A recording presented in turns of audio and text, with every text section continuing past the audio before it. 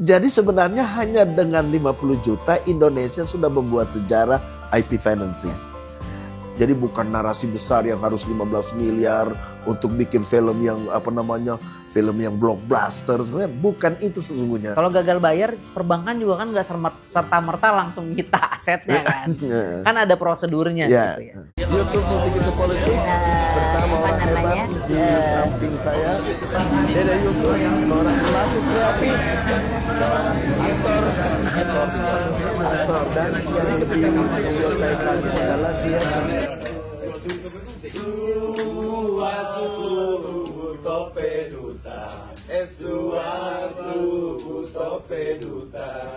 Baku Dapa ulang dengan saya Amin Abdullah atau dikenal juga dengan Muhammad Amin dalam channel YouTube Musik Itu Politik, terutama dalam segmen Baku Dapa. Baku Dapa itu kalau orang Indonesia Timur itu ketemu, jadi Baku Dapa ketemu terus ngobrolin sesuatu.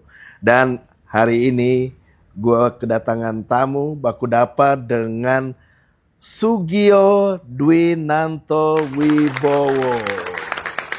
Welcome bro, terima kasih udah datang di kantor gua. Sama-sama, saya yang terima kasih. Ini luar biasa. Nanti pembaca buku Musik Itu Politik tahu kenapa ini menjadi salah satu hal yang luar biasa untuk perkembangan ekonomi kreatif kita. Mas Sugio Dwinanto atau biasa dipanggil Gio Wibowo ya? Gio. Gio Wibowo adalah Managing Director 13 Nadi Musik dan Entertainment. Pertanyaan pertama gue ini pertanyaan usil aja sih. Siap. Kenapa 13 nadi? Kenapa enggak 9 nadi atau Oke, jadi idenya tuh dari founder kita ya, dari Mas Hendra namanya. Beliau tuh berpikir bahwa banyak orang yang nganggap 13 tuh adalah angka sial gitu. Padahal sebenarnya 12 angka perfect gitu. Jadi sebenarnya setelah 12 itu ada 13. 13 tuh justru angka yang magical menurut dia. Gitu ya. Jadi kalau kita ngobrolin jam aja ya. 12 ditarik garis ke kanan, 12 tambah 1 itu hasilnya 13. Yes. 11 ditambah 2, 13. Yes. 10 ditambah 13. Jadi semua kalau ditarik garis lurus itu semua 13.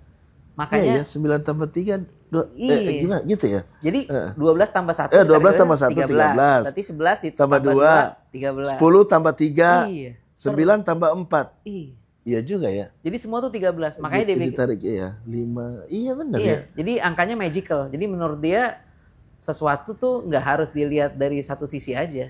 Harus dari beberapa sisi. Iya, itu aja udah kreatif ya. Iya. Gimana kita dengar lagi nih banyak hal yang kreatif. Sebenarnya apa aja sih di 13 Nadi Musik dan Entertainment? Ngapain aja gitu? Jadi sebenarnya bisnis usahanya apa? Iya, basically 13 Nadi Musik dan Entertainment tadinya adalah label konvensional. Jadi kita label musik. Jadi kita menarik para talenta musik gitu untuk kita bisa punya karya. Tapi ketika pandemi digital semua itu tereskalasi. Nah, beliau ada ide baru bahwa pengen bikin content creator partner. Jadi kita nggak kayak label, kita berpartner dengan para content creator untuk mereka bisa berkiprah, gitu. Jadi nggak kalau kayak konvensional label kan mereka mencari artis, kemudian mereka artis itu di bawah naungan mereka kasih arahan begini-begini. Tapi agak kurang bebas ya, quote unquote ya. Nah kalau di 13 Nadi kita bilangnya talenta itu bukan lagi artis tapi kreator, karena mediumnya kan sekarang digital kan. Kita bilangnya semua adalah digital kreator gitu, konten kreator. Makanya kita pikir bahwa akan lebih menarik dan akan lebih oke dan maksimal kalau misalnya kita menjadi partner mereka. Jadi kita nggak mengekang kreativitas mereka, justru kita mencari apa yang masih kurang. Misalnya ada talent yang datang ke kita. Saya bisa nulis lagu, oke. Saya bisa main musik, saya bisa nyanyi. Yang kamu belum punya apa? Saya belum punya productionnya. Ya kita komplimen productionnya gitu. Saya udah punya semuanya, saya udah jadi lagu, tinggal distribusinya. Kita distribusiin materinya di digital. Nah dari situ nggak cuma musik doang. Ternyata kayak ada waktu itu saya pengen ngevlog gitu, atau kita pengen bikin konten. yang kita idenya udah punya, talent-talentnya udah ada, yang belum ada produksinya. Nah, produksinya yang kita komitmen. Jadi kita berpartner dengan para konten kreator untuk bisa punya karya. Itu akan mengeskalasi para konten kreator di Indonesia, karena kan konten kreator itu kalau yang kelas-kelas yang mungkin udah teredukasi banyak, tapi yang belum teredukasi lebih banyak lagi ya. Kita pengen ngedorong Indonesia untuk jadi gudangnya kreator gitu. Karena kalau semuanya jumlah penduduk juga gede. Iya, kalau semuanya ngarepin mau jadi ASN, PNS, mau jadi kerja di BUMN, mau kerja di perusahaan, di pabrik. Belum, ya. Terus sekarang kita nggak bisa nyiptain sesuatu yang baru. Kita menciptakan pilihan untuk mereka untuk bisa berkreasi dan menghasilkan. Gitu. Menarik. Ini aja baru pertanyaan pertama udah menarik nih. Oke, kita pertama aja udah menarik karena gini menurut gua ya. Klien, it is not about klien. Jadi klien itu dilihat sebagai partner ya, yes. bukan seperti klien yang diurus, yes. Bagaimana layaknya label ngurusin klien ya, gitu ya. Oke.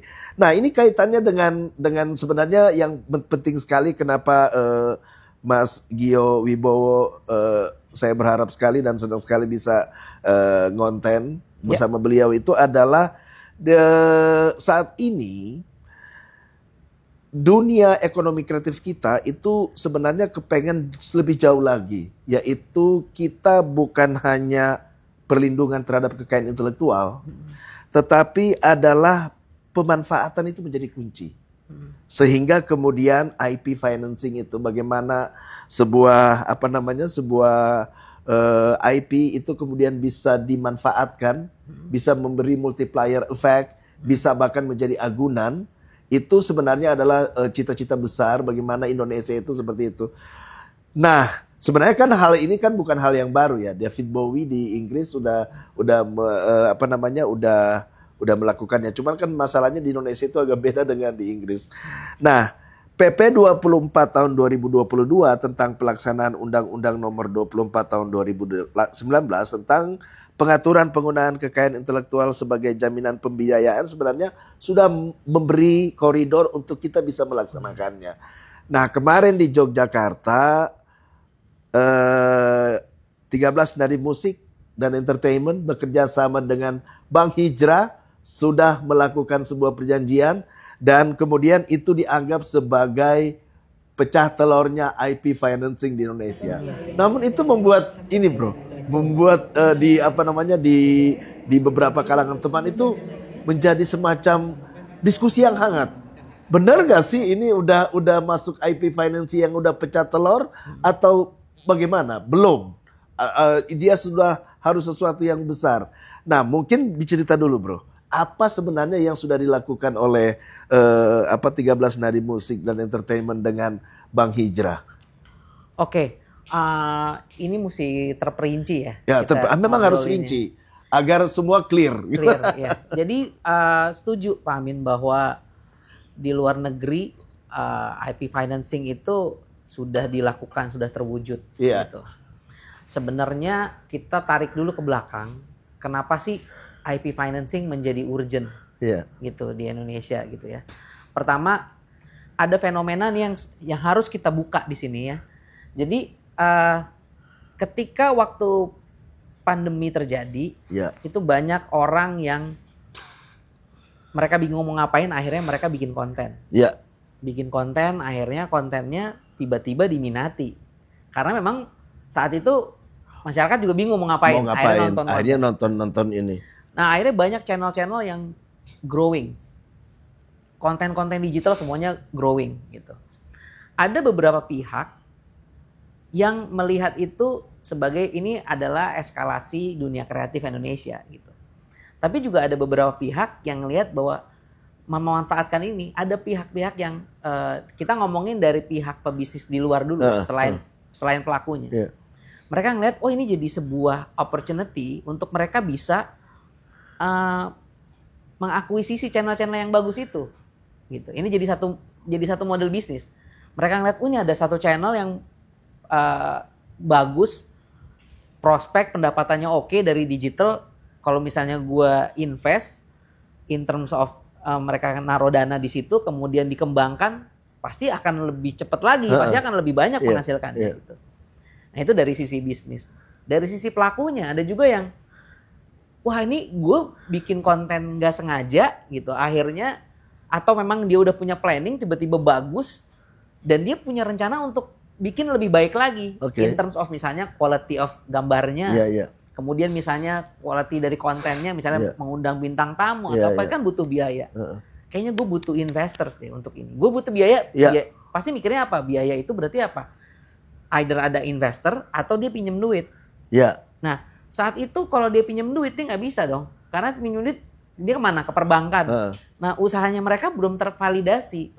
Nah akhirnya mereka datangnya cari investors. Nah tapi kalau investors itu pasti jadinya ikut memiliki channel tersebut kan. Artinya ada IP-nya tuh jadi kebagi. Jadi miliknya juga si investors gitu. Padahal ada beberapa orang. Sharing benefit maksudnya. Ya sekarang gini, misalnya ada kejadian dia punya satu channel, dia butuh investors, dia datang ke investors, terus investornya, oke, gue mau kasih lu investment, tapi gue juga harus memiliki IP lu. Ya kalau lagi posisinya butuh duit, tentu akhirnya dipunyain dong. Nah kalau misalnya si investornya bilang, wah ini mereka lagi posisi tawarnya lagi kurang nih gitu. 5149 deh, yang majority-nya si investornya. Ya jadi sebetulnya kepemilikan IP-nya jadi bentrok. Iya, jadi berkurang. Dan kalau misalnya terjadi delusi apa segala macam, ya bisa diakuisisi IP-nya. Diambil alih.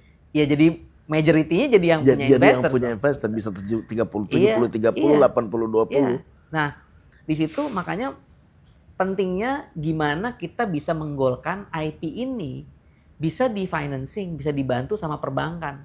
Supaya si pemilik IP itu memiliki murni. Tetap memiliki IP-nya. Iya, karena dia cuma pinjam uang gitu. Nah sekarang caranya bagaimana? Pertama bagaimana konten itu bisa divaluasi. Kemudian jadi dari konten di-convert menjadi sebuah barang yang tangible gitu. Bisa terhitung. Iya, punya valuasinya jelas. Ya, kemudian dari situ bisa masuk ke dalam skema perbankan. Nah itu kan intinya. Sebenarnya kalau kita lihat dari sisi perbankannya, pembiayaan perbankan itu simpel sebenarnya. Pembiayaan perbankan itu kan cuman masalah bagaimana bank yakin terhadap peminjamnya bisa mengembalikan. Kemudian ada aset yang bisa dijaminkan. Iya. Sebenarnya ini sudah terjadi di musik, gitu kan? Ada misalnya ada lagu orang, nih lagu ini saya ada pemasukannya nih, buktinya dari mana? Dari LMK, dari royalty, dari label gitu. Nah, cuman mungkin belum pernah dijadikan konkret untuk dimajukan jadi pinjaman. Jadi masalahnya di Indonesia cuman belum dikonkretkan aja nih. Koridor peraturan pemerintahnya udah ada, perbankan pun sebenarnya bisa fleksibel, cuman belum ada yang mulai, makanya butuh pecah telur. Kemarin makanya ketika memang kita Nadi memulai bisnis ini dan ada skema baru tentang kita ngeliat skema digital sekarang lagi bagus. Ini perlu didorong. Makanya kita datang ke Kemenparekraf. Dan Kemenparekraf juga lagi berjuang ini. Sebenarnya. Jadi ketemu. Pucuk dicinta ulam tiba. Kalau nggak salah itu. Kalau nggak salah itu ya. Jadi kita ketemu, berjodoh. Jadi kita, waktu itu Kemenparekraf juga sudah berjuang. Jadi sebetulnya detail-detail itu sudah ada, tinggal gimana ketemu sama contoh konkretnya. Contoh konkret ini yang sebenarnya penting untuk ditahu orang. Jadi, yang kita pahami nih ya, teman-teman ya, yang kita pahami itu adalah model bisnis ini tidak mengakuisisi. Ya, benar ya. Correct me if I'm wrong. Yeah. Jadi kalau seandainya mereka butuh bantuan, misalnya yang saya suka dari ide ini, correct me if I'm wrong, ini mulai dari hal yang sederhana ya bro. Misalnya dari konten aja, jadi misalnya channel YouTube aja begitu. Yeah. Kalau nggak salah ya. Yeah, jadi gini, sebetulnya produk kreatif itu tadi saya bilang dari mulai lagu bisa, dari channel YouTube bisa, pokoknya hasil karya. Tinggal sebenarnya hasil karya itu bagaimana bisa divaluasi. Yeah. Valuasinya gimana? Itu udah ada hak tagihnya, misalnya itu karya tersebut, channel tersebut sudah ada bukti bahwa itu menghasilkan. Iya, misalnya dari AdSense. Kalau dari itu AdSense. Nah, tinggal dilihat AdSense itu benar dari siapa transferannya? Dari YouTube. Dari benar YouTube. Dong. Kemudian ada track recordnya. Sudah berapa lama? Sudah berapa lama? Subscribernya berapa tahun? Bagaimana? Iya, berapa? Kemudian ada pihak yang bisa memvalidasi, kira-kira memperkirakan ini ke depannya juga perkembangannya seperti apa. Jadi misalnya subscribe growth itu bisa terhitung. Bisa jadi, misalnya bisa jadi jaminan gitu ya. Bisa. Ini bisa dilihat nih. Ini subscribe growth-nya ini setahun itu bisa sampai 2.000. Berarti mungkin tahun depan bisa nambah 2.000. Artinya bisa semakin meyakinkan bank bahwa itu layak untuk dibantu. Seperti itu. Betul. Terus kemudian mungkin rekor pendapatan. Iya. Begitu juga ya? Iya. Itu. Sesederhana itu sebenarnya. Ya, jadi sebetulnya kayak kita minjem ke bank lah. Saya punya usaha warung. Warung Anda traffic pembelinya berapa sih? Ya berarti which is itu kayak subscribernya lah. Iya benar. Captive-nya berapa gitu. Trafficnya per hari berapa yang jalan. Itu subscriber, penontonnya gitu kan. Kemudian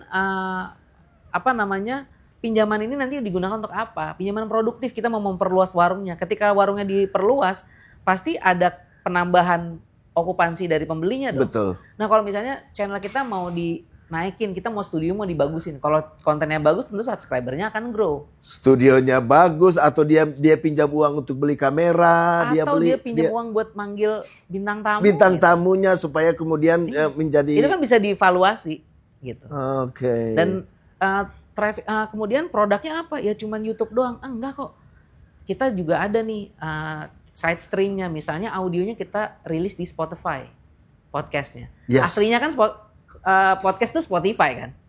Cuman jadi bergeser ada visualnya di YouTube. Jadi YouTube, gitu. iya. Nah, jadi kita balikin lagi. Jadi audionya ada di Spotify. Kemudian misalnya kita bisa juga ini disalurkan ke platform lain. Misalnya kalau yang lokal ada video.com. Misalnya ngomong lagi ke Noise. Tentu kalau udah ada portofolionya, platform lain pasti mau dong. Gitu. Dan misalnya channelnya Pak Amin misalnya. Ini Bakudapa, yang lainnya ada lagi yang ngebahas apa gitu. Yang Bakudapa tayang YouTube, yang ini tayangnya di Noise. Itu kan mungkin dan mungkin pengetahuan ini yang belum diketahui oleh para kreator kita. Sebenarnya the knowledge is there. Cuman belum ada yang mulai, sehingga butuh role model. Iya, betul. Nah, sekarang begini, konkret aja. Apakah sudah ada satu konten atau semacam channel YouTube atau lagu atau apapun yang telah di IP financingkan oleh 13 Nadi Musik dan Entertainment bekerjasama dengan Bank Hijrah kemarin? Oke, jadi untuk yang role model yang pertama itu, yang kemarin kita jalanin, kita sangat berhati-hati dan pengen ini menjadi model yang bagus. Iya, karena memang menjadi menjadi pilot project, pecah telur. Iya, dan ini bahkan akan masuk di LPPI nih, Lembaga Pengembangan Perbankan Indonesia, mau dimasukin ke kurikulum. Oke. Iya, karena kalau ini masuk ke dalam kurikulum, dan itu kan audiensnya pasti direktur dan komisaris kan. Mereka tahu bahwa ini salah satu peluang. Ya berarti perbankan punya satu model bisnis baru. Ya, referensi. Iya, dan kemudian bisnisnya kan, peluang bisnisnya adalah dunia kreatif yang saat ini statistiknya naik. Kalau ada sesuatu bidang yang secara statistik naik, growth bisnisnya, terus perbankan nggak nangkep, itu salah. Itu salah perbankan tuh. Iya. Jadi kan itu kecuali kalau memang bisnis model itu stagnan, cuma perlu didorong, harus didorong. Ini enggak didorong pun udah naik gitu. Berarti tinggal ditempel gitu loh. Nah, balik lagi ke konkretnya. Oke. Kemarin yang kita ada beberapa pilihan, ada channel YouTube, ada konten lagu dan apa segala macam. Tapi kemarin pilihan kita jatuh ke konten series. Konten series. Jadi boleh di-spill nggak namanya apa? Konten series itu jadi dia itu film series. Film series itu judulnya Pet Shop Story. Pet Shop Story. Iya, Pet Shop Story. Jadi kita di 13 Nadi Musik dan Entertainment-nya tuh jadi ada film juga. Ya, betul. Jadi ada 13 film di situ. Kita bikin series di situ. Bikin series itu 6 episode. Jadi kita bikin sebetulnya whole episode itu sama kayak film standar lah. Hampir 2 jam. Kita pecah-pecah jadi 6 episode, jadi film series. Karena nanti tayangnya digital. Gitu. Jadi itu yang kita present. itu yang kita desain. Artinya secara secara kita content owner, kita ini akan menjadi IP kami gitu. Jadi kita desain banget. Kita bikin film ini, kemudian film ini tayangnya nanti tidak di bioskop dulu, langsung di platform digital. Platform digital. Nah, itu dari awal sudah kita desain ini akan kemana dulu. Jadi tadi kalau kita mikir ke bioskop, probabilitasnya kan kita tahu persaingannya ketat. Ya, dan kemudian jam tayangnya bisa berubah juga, sangat kita tergantung. Mikir yang bisa cepat apa? Oh, digital, paling cepat. OTT. Nah, digital yang terbuka yang gratis apa? YouTube. Tapi YouTube juga ada yang premiumnya kan, bisa dieskalasi, bisa bayar subscription kan. Cuman kita cari lagi apa yang kira-kira bisa menguntungkan nih buat kita nih sebagai pemilik. Gitu. Kita lihat ada platform di lokal namanya Genflix. Oke. Genflix. Nah, Genflix itu kita lihat, wah ini lokal. Jadi kalau yang platform luar kan ada Netflix apa segala macam kan mahal ya langganannya. Ini yang bisa harian 2.500 bahkan ada yang 1.000 vouchernya. Jadi itu marketnya adalah anak-anak sekolah yang banyak dong. Makanya kita bikinnya teen lead gitu. Jadi Pet Shop Story itu kita angkat kan sekarang di mana sih? Secara konsep udah kita desain. Setiap 1 kilometer ada pet shop kan sekarang. Oke. Di mana-mana. Kita bikin tentang kehidupan pet shop. Di situ yang punya pet shop jatuh cinta sama pembelinya gitu. Nah, itu kan tema yang benar-benar relate dan gampang dikunyah gitu.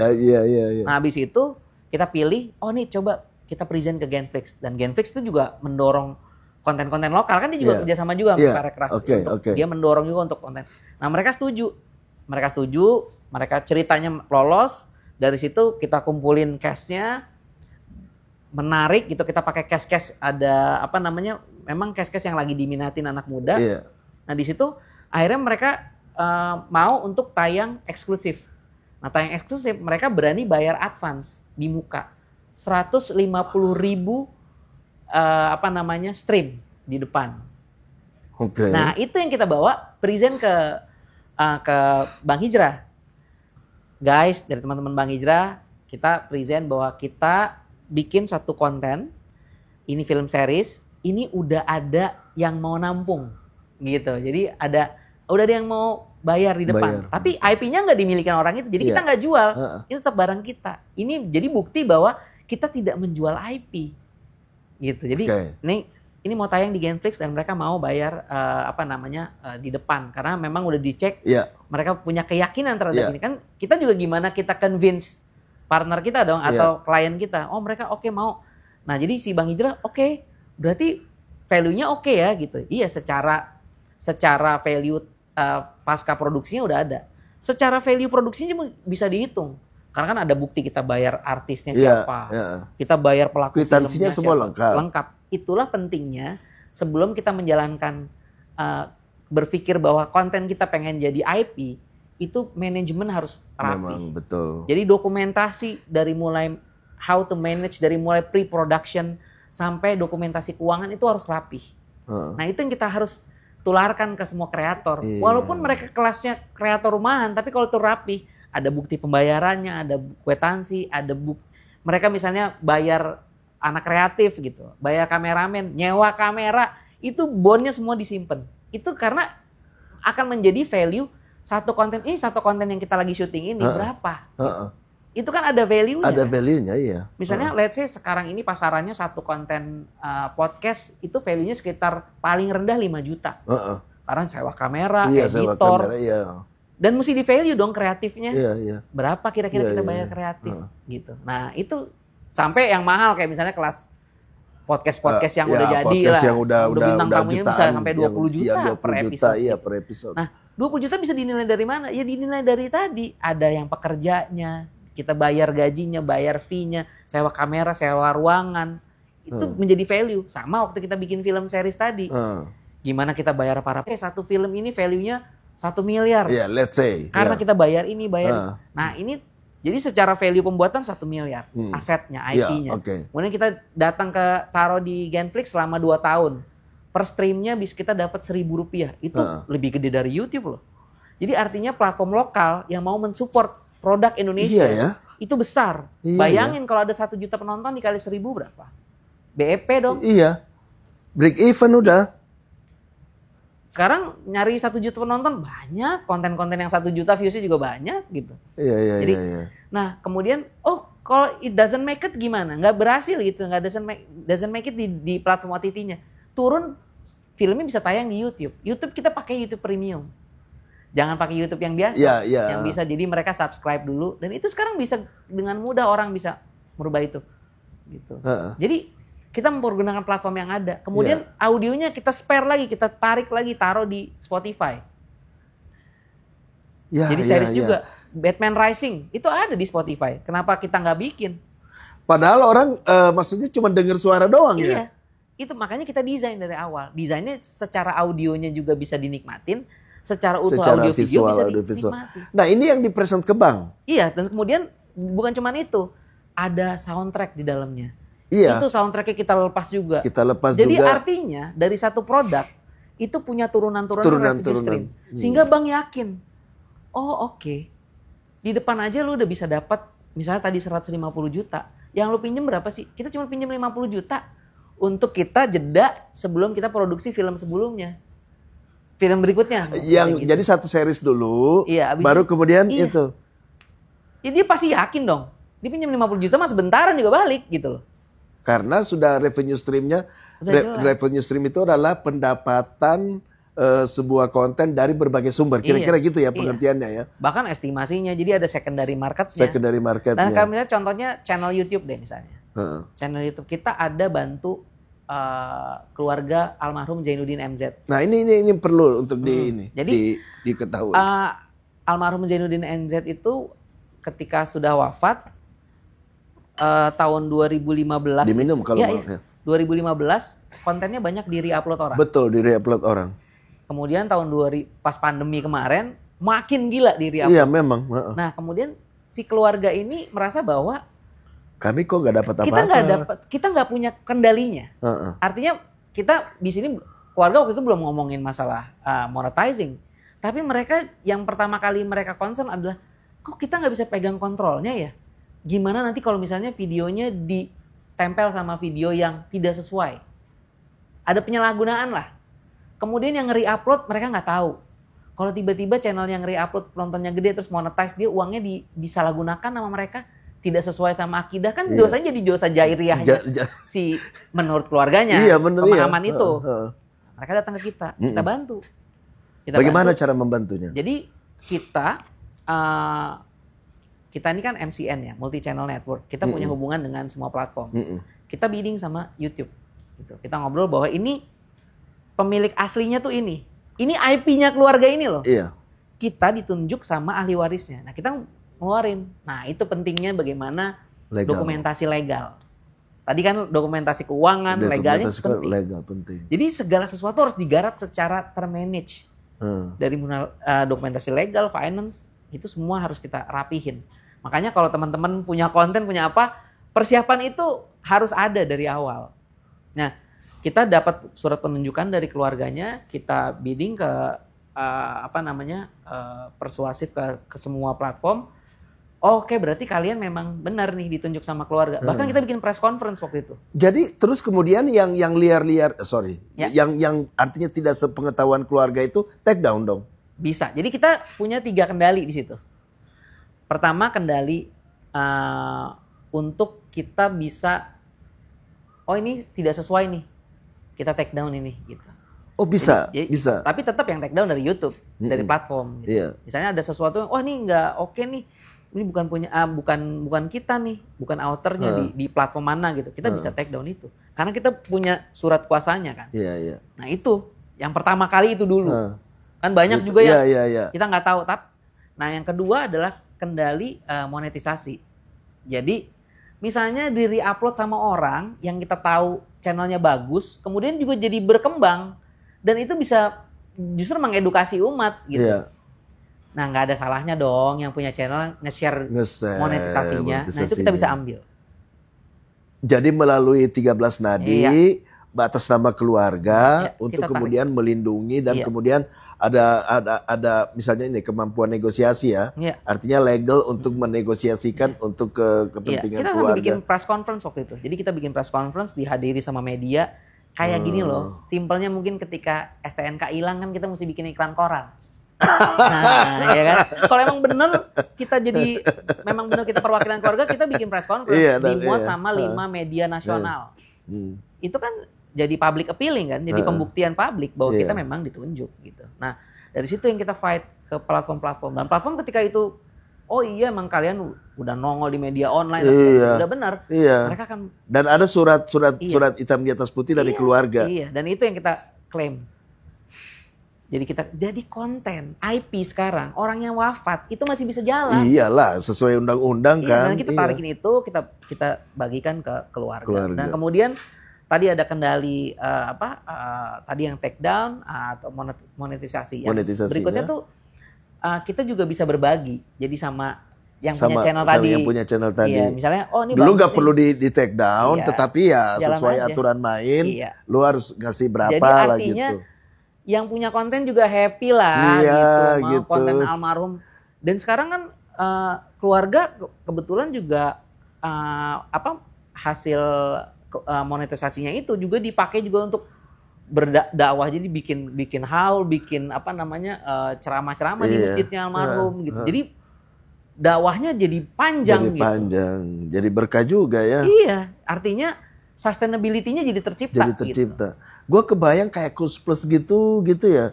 Mungkin banyak sekali ya lagu-lagunya yang tidak terlindungi atau tidak termanage ya. Ya perlu kita obrolin sih. Apakah udah atau belum nggak tahu kan. Kita nggak tahu ya. Jadi, tetapi belum ke perusahaan 13 Nadi. Belum ya. Kita tunggu. Karena gini bro, ini sepertinya jadi apa ya? Saya nggak tahu. Apakah ini pertanyaan? Apakah ada perusahaan sejenis? Gini, perusahaan sejenis ada, tapi mungkin yang mau ngobrol, yang mau terbuka, yang mau ayo mengajak banyak orang tuh saat ini baru kita. Termasuk ini ya, kita ngobrol terbuka ini. Iya, nggak ada yang terbuka soal ini. Dan gue ngajak lu itu sebenarnya itu maksudnya. Ini, thank you banget Pak Amin. Karena ini edukasi. Personal Pak Amin dan Kemenparekraf. Kita ini datang kadang-kadang ke kreator. Pak atau Bu atau Mas atau Mbak, konten Anda tuh sudah besar, sudah menginspirasi. Sekarang kita mau bantu untuk bikin asset protection. Mereka tuh kayak, oh jangan, channel saya jangan dipegang-pegang. Kita nggak akan cawe-cawe di channelnya. Karena itu mah urusannya yang punya channel sama platform gitu. Itu dijaga banget sama platform. Oh, sama YouTube dijaga banget. Kita cuman ngelindungi dari re-uploader. Jadi saya datang kemarin ke teman-teman dalang. Kita datang ke teman-teman ulama. Kadang-kadang, oh saya nggak apa-apa, konten saya di re-upload sama orang, saya mau itu jadi sedekah aja. Ngerti. Tapi yang jadi problem sekarang sebenarnya, yang re-upload siapa? Kalau kemudian nggak kenal, kemudian benefitnya dipakai disalahgunakan, kan ikutan jadinya. Iya, ikutan jadinya. Kita cuma menjaga itu. Dan kalau misalnya kayak tadi, misalnya ada main dalang gitu ya, dalam wayang, dia wayangnya di re-upload orang, sebetulnya dia bisa dapat second wave kan dari income-nya. Dari channel utamanya dapat. Iya, dapat dari itu dapat. Dan bisa jadi itu kan menambah jangkauan. Karena tadi dia bisa berbagi sama para re-uploader, yang re-upload seneng dong. Oh, gue nggak di take down. Gue boleh. Ya udah, dia makin seneng. Iya, dan cuman ada perjanjian, ada benefit sharing. Dan mekanismenya seamless. Nggak perlu kita ngesu segala macam, semuanya seamless. Iya, karena semuanya udah by data, Pak. Iya.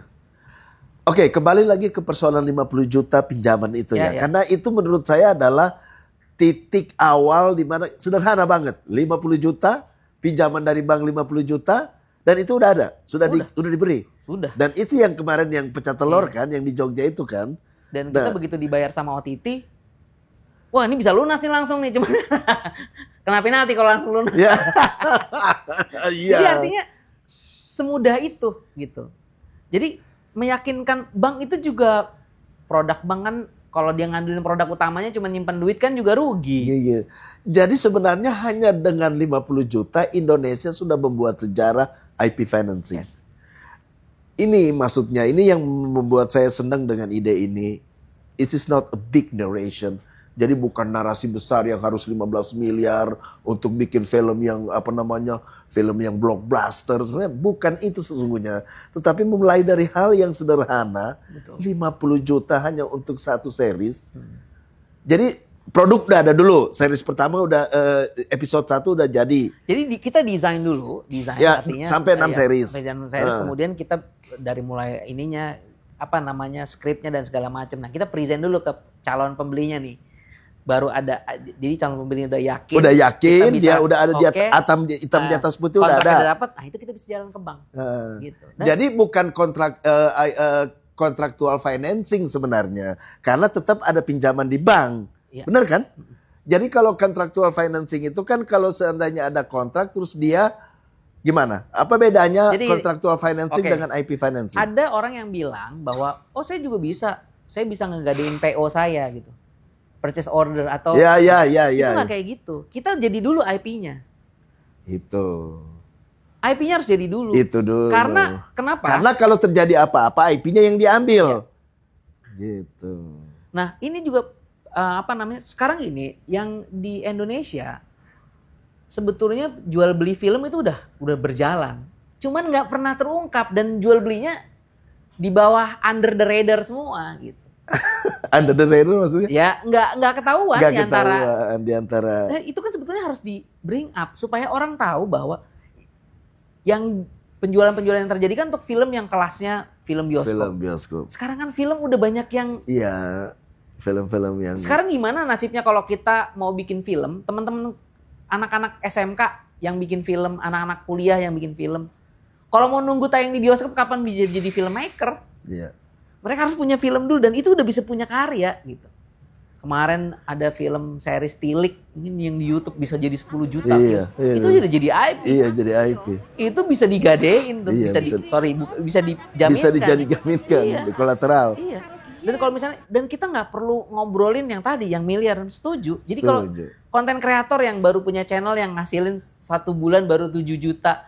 Sekarang dia kalau udah channel ini udah jalan 1 tahun, berarti udah 12 bulan. Iya. Ngasilin rata-rata 7 juta per bulan. Per bulan.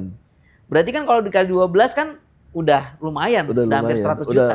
Dia pengen ngajuin pinjaman 20 juta buat beli laptop buat ngedit. Ya kan gampang aja kebayarnya gitu.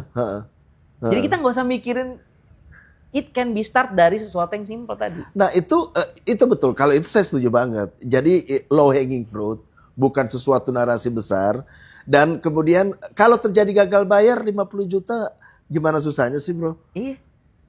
Tapi maksudnya nanti kalau begitu gagal bayar, terus kemudian IP dari pet shop itu gimana? Kita ngomong masalah gagal bayar ya. Oke. Dengan contoh kasus yang sederhana tadi itu, yang series tadi itu. Kayak misalnya gini, kalau gagal bayar, perbankan juga kan nggak serta-merta langsung nyita asetnya kan. Kan ada prosedurnya gitu ya. Nah, kalaupun mereka, jadi ketika mereka mikir bahwa dia gagal bayar, ini kan punya hak tagih. Masih tadi ada lagunya yang dipasang di Spotify. Itu kan Spotify kan terus. Iya, jalan terus, iya benar. Dia ngelihat ada monthly listeners-nya 700-an di soundtrack-nya. Ya berarti ini terus berkembang. Iya, betul. Dan kemudian ini seriesnya sendiri nilainya tadi udah value-nya udah 1M. Iya. Ya kan kalau tadi dia gagal bayar 50 juta, ibaratnya dijual ke TV. Datang ke TV, saya jual deh series ini ke SCTV atau kemana, ke RCTI. Mereka beli untuk tayang 2 jam bisa 75 juta. Iya. Udah balik, udah di atas itu. Nah, usaha-usaha untuk kemudian revenue stream tadi, terus kemudian untuk menutupi itu yang dilakukan oleh Nadiem 13. Ya, jadi mitigasi itu, resiko-resiko itu yang kita kemukakan. Sebetulnya ini cuma dibawa ke depan aja, karena udah terjadi. Gitu. TV beli series itu banyak. Banyak. Gitu. Jadi kemudian kayak misalnya dia tadinya berkonten di YouTube, kemudian diajak untuk bikin acara show di TV, itu kan juga seperti membeli IP-nya kan. Iya. Karena sama kadang-kadang konten dia di digital sama konten dia di TV gitu. Dari kita nonton di YouTube tiba-tiba pindah ke Trans TV gitu. Konsepnya hampir sama gitu. Nah, itu kan kayak seperti membeli IP kan? Iya, tapi kan membeli IP, tetapi kan dalam konteks pembicaraan kita ini adalah IP financing. Ya. Ketika kemudian IP itu bisa diagunkan ke bank dan kemudian dapat pinjaman itu. Nah, memang harus ada instrumennya. Nah, jadi ada MCN tadi. Jadi ketika misalnya channelnya gagal bayar gitu ya, itu bisa pemasukannya dirubah. Artinya kita sebagai pengelola channelnya, kita bisa mengalihkan untuk berdasarkan tadi keputusan hukum. Ini pemasukan yang datang dari masuk ke channel ini kita alihkan dulu ke bank, pemilik yang baru. Gitu. Oh, ke pemilik yang baru maksudnya? Ya berarti ke bank. Ke bank. Oh iya, karena dia diagunkan ke bank. Betul. Gitu. Dan ini sudah terjadi dengan yang film apa tadi? Iya, Pet Shop Story. Nah, kemudian apakah ini baru pertama atau ada selanjutnya? Atau sudah berapa contoh kasus? Jadi kalau yang terdokumentasi dengan baik dan kita memang mengikuti peraturan yang berlaku, ya ini yang pertama. Nah ini makanya kita dorong terus. Iya. Kayak kita ngobrol lagi ke pihak perbankannya, ke LPPI. Dan kita juga pengennya tahun depan kita pengen bareng Pak Rekraf yang sekarang juga dengan semangat baru, kita pengen keliling roadshow lah ke kampus-kampus, ke sekolah-sekolah, pengen ngasih tahu SMK deh sekarang. Kita nggak usah ngomongin kampus ya. Kemarin kita di Pet Shop Story mempekerjakan anak SMK itu lebih dari 20 orang. Jadi kru. Orang mikir film tuh kan sutradara doang. Gak lihat kru-krunya berapa. Kru-krunya. Tukang rias. Dan itu harus punya skill. Tukang rias. Tukang yang nyocokin baju. Iya, dan mereka punya karya. Di sekolah-sekolah mereka punya, dan itu yang perlu kita kasih tahu bahwa mereka jadi nggak harus bermimpi bahwa bikin film. Kan kalau lebaran gitu ya, kan kita suka ketemu, kamu lagi eskulnya apa? Bikin film, tayangnya di mana? Nggak tahu, nggak mungkin di bioskop kan. Tapi kalau tayangnya di YouTube, dan itu kita udah monetize loh. Nah itu kan, itu yang mesti kita bantu gitu. Yeah. IP kecil itu yang bisa jadi punya potensi menjadi IP besar dan bisa diagunkan. Saya setuju bro, kita perlu dari hal yang sederhana ya. Tier 4, tier 5. Iya, sure. Saya sih awalnya saya mikirnya ini gimana Pengabdi Setan 3 dapat modal gitu ya. Kalau mereka senior kita nih. Joko Anwar misalnya. Kalau di film Mas Joko, di channel YouTube Dedi. Gitu. Mereka mah baru ngomong aja investor bank juga udah ngumpul gitu. Iya. Dan dokumentasi mereka jelas. Nah, masalahnya ini yang perlu kita tularkan ke bawah. Bahwa skala ini nggak perlu segede itu. Gitu. Ini bisa bertahan aja dan kemudian 7 juta sebulan, 10 juta sebulan jauh lebih baik dari pengangguran ya. Sekarang ada satu kampung jadi kreator TikTok dapat duit. Oh iya. Iya benar. Itu kita lakukan juga. Kita punya, kita jadi sub agency-nya TikTok. Karena kalau di TikTok kita bisa narik para kreator itu untuk mereka bisa nge-live gitu kan. Iya. Karena kan kalau followersnya belum banyak mereka nggak bisa langsung live. Tapi kalau ikut sub agency kita, mereka bisa langsung live. Itu kita cuma ngebantu supaya mereka bisa nge-live. Nah, nge-live mereka dapat monetisasi dari situ kan. Itu akhirnya mereka bisa punya secondary income gitu. Iya. Ibu rumah tangga. Passive income. Kita punya satu kreator yang dia itu perempuan, janda, ditinggal mati suaminya, tadinya jadi ojek online. Ya perempuan kurang make it nih dia di ojek online. Akhirnya dia kreator. Dan itu bisa menghidupi dia dan anaknya gitu. Jadi sebenarnya banyak gunanya ya. Banyak. Dan itu kalau misalnya dia akhirnya bisa bikin karya, misalnya nanti akhirnya dari konten di TikTok kemudian pindah bisa bikin channel YouTube atau apa, dan itu bisa divaluasi. Enggak, maksud saya perusahaan-perusahaan seperti 13 Nadi Musik dan Entertainment ini perlu banyak di Indonesia atau perlu banyak melakukan sosialisasi ya. Karena maksud saya gini bro, bibit-bibit kreator kita itu banyak. Betul. Tetapi mereka itu butuh literasi. Betul. Artinya saat ini yang kita butuhkan sebetulnya adalah sosialisasi. Setuju. Menyampaikan literasi ini, menyampaikan kabar baik ini secara komprehensif, secara detail, A to Z, sehingga mereka tahu bagaimana mengkonvert sebuah konten kreatif menjadi IP. Dan di tengahnya jadi brand. Nah itu. Karena udah jadi brand kan dokumentasinya jelas baru bisa jadi IP. Dan gimana ini IP ini bisa dilindungin? Kita bisa ke DJKI. Caranya gimana? Udah bisa langsung. Itu untuk dispute. Iya. Tetapi kemudian untuk monetize, itu perlu Oh, kita kerjasamanya sama siapa sih? Oh, ada MCN. MCN itu seperti apa sih kerjasamanya? Nah itu. Apa sih yang bisa diutilize dari itu? Jadi 13 Nadi ini bisa juga sebagai semacam perusahaan konsultan juga buat para kreator-kreator kita. Bisa ya? Bisa ya. Tapi, itu kemana tuh kalau nanti misalnya pembaca musik itu politik mau konsultasi dengan 13 Nadi bisa nanti Musik datang ke website kita, nanti websitenya kontaknya aja. Websitenya 13 Nadi musik.id. 13nadimusik.id. Jadi mereka bisa langsung kirim pertanyaan dan kemudian kalau memang seandainya memang serius untuk ditangani oleh 13 Nadi Musik dan Entertainment boleh teleponan atau meeting. Di kita ada juga yang almarhum Kang Ibing, pelawak itu keluarganya udah bisa dibantu.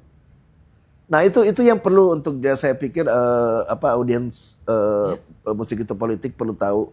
Jadi Kang Ibing, terus kemudian tadi Ustadz Zairuddin MZ itu udah datang ke sana juga ya. Iya.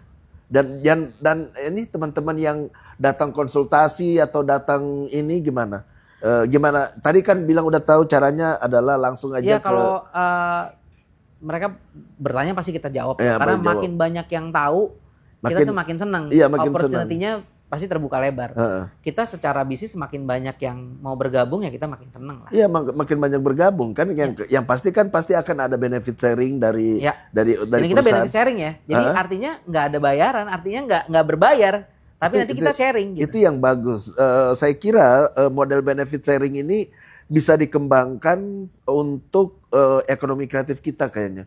Karena tadi kemarin gue ketemu sama Mo Sidik juga, dia akhirnya mengeluarkan ide benefit sharing. Karena untuk mereka manggung itu udah susah bayar ini bro. Bayar gedung aja udah susah. Jadi artinya kita minimalisir apa yang menjadi obstacle-nya mereka. Betul. Apa sih gue mau maju nih apa nih gitu yang jadi ribet gitu. Yang bakal menghambat mereka itu jadi kayak ada biaya enggak. Jadi kita nanti bisa sambil berjalan nanti kita bisa benefit sharing. Tanggal berapa itu yang 50 juta dipinjam oleh bank berdasarkan IP itu? Itu perlu untuk kita rayakan atau kita perlu? Jadi setelah kemarin di Jogja 3 minggu kemudian duitnya cair. Duitnya cair 50 juta itu. Itu walaupun jangan lihat 50 jutanya bro, tapi ada sebuah peristiwa sejarah di mana IP financing pecah telur. Perkara Anda mempunyai definisi lain mengenai IP financing, mempunyai pengertian IP financing itu biasa dalam ilmu sosial. Itu biasa. Tergantung perbedaan pendapat dalam ilmu pengetahuan, hal yang biasa. Tetapi apa yang dilakukan oleh 13 Nadi Musik dan Entertainment dengan mengagunkan IP dari Pet Shop Story untuk produksi di series yang kedua setelah series yang pertama jadi dengan bukti bahwa ada secondary marketnya ada udah ada jelas, hak tagihnya udah ada, dan kalau ada apa-apa gagal bayar itu akan ditangani oleh 13 Nadi Musik dan Entertainment. Itu sudah terjadi di Indonesia. Benar nggak bro? Betul. Dan ini harusnya menjadi penyemangat para konten kreator untuk bisa berkreatif lagi dan tadi punya dokumentasi yang bagus sehingga bisa mengkonversi jadi cuman sekedar konten menjadi brand dan menjadi IP. Dokumentasi yang bagus itu maksudnya apa bro? Nah dokumentasi yang tadi saya cerita gimana mereka produksinya, penjualan kwitansinya disimpan, pembukuannya jelas. Kayak misalnya mereka bikin podcast misalnya. Oke, bikin podcast kebetulan kameranya nyewa. Nah, bukti nyewanya dikasih tahu. Dari situ kemudian bisa dievaluasi. Iya, ada pekerjanya yang di situ bayar sutradara atau editor berapa. Jadi semuanya ada. Jadi satu episode itu bisa di-value gitu. Bisa di-value. Oh, sekian dan ada buktinya, bukti transfer, ada bukti kwitansinya gitu. Itu yang menurut saya tuh sesuatu yang perlu dibangun. Dan kemudian ketika mereka dapat pemasukan dari platform itu ada rekornya, ditaruh di bank yang benar gitu kan. Ini masukannya ada pembukuannya, pencatatannya baik. Nah itu yang modal itu nanti yang ketika kita pengen masuk ke IP financing, itu yang dipresentasikan. Sehingga tadi yang simple aja, bagaimana kita meyakinkan bank untuk bisa minjemin duit dan bagaimana kita bisa meyakinkan untuk bisa bayar gitu. Bro, saya ini pejabat, terus kemudian dosen di ini, tetapi juga pelaku. Dan sekarang mulai dari tahun Januari tahun 2024 ini, saya jadi YouTuber untuk mengetahui persis. Jadi jangan cuma sekedar di belakang meja, tapi melakukannya agar tahu AdSense itu apa, bagaimana perjanjian dengan YouTube apa, dan kemudian channel saya Musik Itu Politik itu sebenarnya berasal dari buku, bro, dari sebuah buku dengan judul yang sama, Musik Itu Politik. Jadi sebenarnya saya juga mau melakukan komersialisasi KI karena buku saya setiap tahun pasti dapat royalti karena dari penjualan buku. Nah sekarang channel YouTube saya itu udah monetize juga hanya dalam waktu 6 bulan. Untuk 6 bulan, walaupun tidak belum banyak, tetapi sudah monetize. Nanti kalau butuh kita kasih perlindungan reuploader datang ke kita ya. Oke, pasti setelah ini kita bicara bisnis. Nah ini teman-teman, ini sudah hal yang penting untuk kita. Saya senang sekali, saya yang mengundang Mas Gio Wibowo untuk datang. Kenapa? Karena menurut saya apa yang dilakukan oleh 13 Nadi Musik dan Entertainment dan Bang Hijrah itu merupakan sejarah IP financing di Indonesia. Jumlahnya kecil mungkin 50 juta, tetapi sejarah sudah dilakukan. Perkara berbeda pendapat apa itu IP financing itu biasa dalam ilmu pengetahuan. Mas Gio, ada kata terakhir yang ingin disampaikan? Saya cuma mau kasih pesan aja, di dunia digital sekarang kita melakukan apapun itu sudah difasilitasi oleh platform terbuka. Jadi kita nggak perlu lagi kayak tadi untuk mikirin kalau untuk ke bioskop gimana, udah ada YouTube gitu. Kemudian kita mau dulu toko kaset, sekarang udah ada Spotify gitu, ada Langit Musik, ada video.com gitu. Banyak tempat untuk kita menyalurkan konten kita. Jadi artinya jangan takut untuk berkreasi. Yang penting tadi kita berliterasi terus tentang bagaimana kita nggak cuma berkreatif, tapi secara bisnis juga membuat semuanya terdokumentasi dan termanage dengan baik. Sehingga nanti konten kita punya value dan bisa diwariskan. Semangat terus ya Indonesia. Semangat terus ya. Jadi subscriber Musik Itu Politik, sejarah telah tercipta di Indonesia dengan pecah telurnya IP financing, dan tentu saja saya sebagai akademisi, sebagai pejabat juga, sebagai pelaku juga tentu saja mengucapkan terima kasih kepada 13 Nadi Musik Entertainment yang mau melakukan ini, yang mau melakukan hal yang kecil, sederhana, tetapi kemudian sebenarnya it's a big step. Memang small step, tapi sesungguhnya dia adalah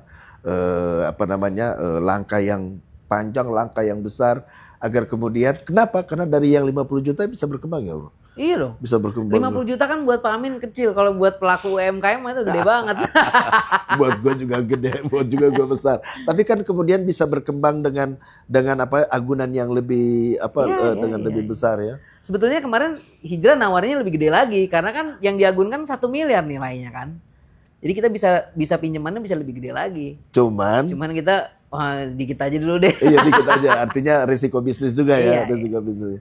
Tetapi minimal ini sejarah sudah tercipta, dan sekali lagi saya mengucapkan selamat kepada 13 Nadi Musik dan Entertainment. Selamat karena telah membantu pemerintah untuk menghidupkan ekosistem ekonomi kreatif, dan semoga sukses. Saya berharap banyak bantuan lagi di banyak sosialisasi diadakan, bila perlu nanti kita kerjasama tahun depan. Kita jalan tahun depan sama-sama kita jalan untuk bagaimana bisa, tapi mungkin hal yang sederhana dulu ya, bro. Iya dong, saya setuju dengan ada satu hal yang saya setuju, tier 4, tier 5. Iya. Karena untuk tier 1 dan tier 2 mereka udah punya literasinya. literasinya udah jago. Udah bagus. Nah, justru kita memang pengen semua melek gitu ya tentang itu, sehingga makin banyak lah pilihannya gitu. Iya. untuk mereka bisa maju. Ya, mudah-mudahan ada, karena di pemerintahan ke depan kelihatannya akses pembiayaan menjadi salah satu yang penting. Sure. Akses pembiayaan untuk semua 17 subsektor, akses pembiayaan dan promosi, biaya promosi, dan menurut saya 13 Nadi Entertainment bisa mengambil peran yang penting, dan perusahaan-perusahaan sejenis juga karena memang untuk membangun ekosistem ekonomi kreatif pemerintah tidak bisa sendiri, butuh terobosan-terobosan seperti ini, sederhana tapi kemudian berdampak pada kemajuan yang lebih baik. Sampai baku dapat ulang dengan saya Amin Abdullah dan Sugio Dwinanto Wibowo pada channel Musik Itu Politik dalam segmen Baku Dapa.